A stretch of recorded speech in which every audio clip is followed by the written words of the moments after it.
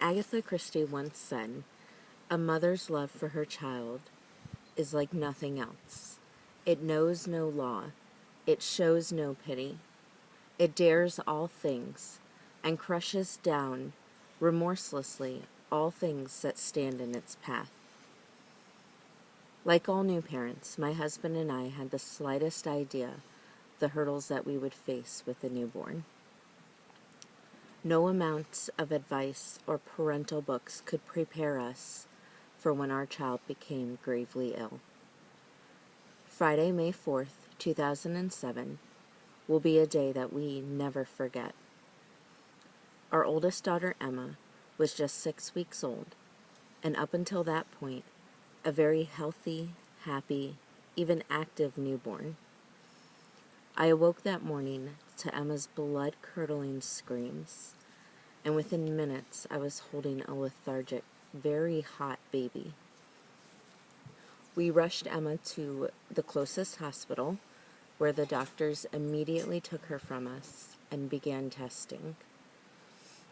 Emma's fever was now 103 degrees and climbing.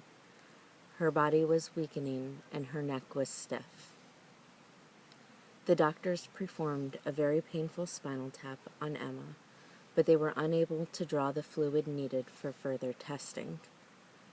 At this point, they realized that they were not equipped to handle an ill newborn, so they transported Emma to another local hospital.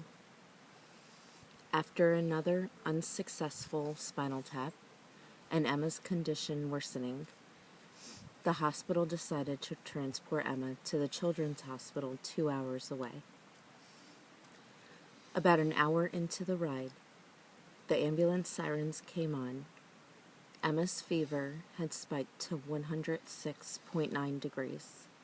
Her body was placed on ice. When we arrived at the Children's Hospital, Emma was again taken from her father and me. We were left alone, helpless, and devastated. She was brought to the pediatric ICU, where she was eventually stabilized. Her febrile convulsions had stopped, and she started treatment for spinal meningitis. If you're unaware of spinal meningitis, there's only a small window of opportunity to start antibiotics, or the child will die. For the next 6 hours, we were not able to hold or even touch Emma for fear that our body heat would transfer and prevent Emma's fever from breaking. A team of incredible RNs that day finally let me hold my baby, and for the next 12 hours, Emma slept comfortably in my arms. Not only did they save Emma's life, but they saved mine as well.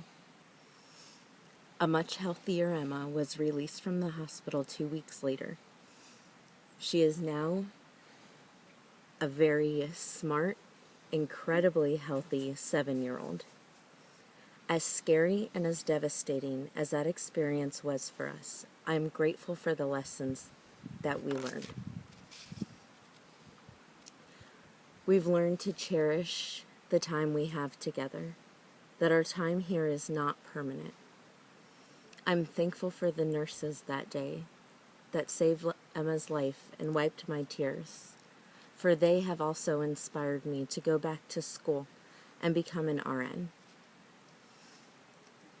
As trying as that time was, my husband and I are eternally thankful for the time that we now have with Emma.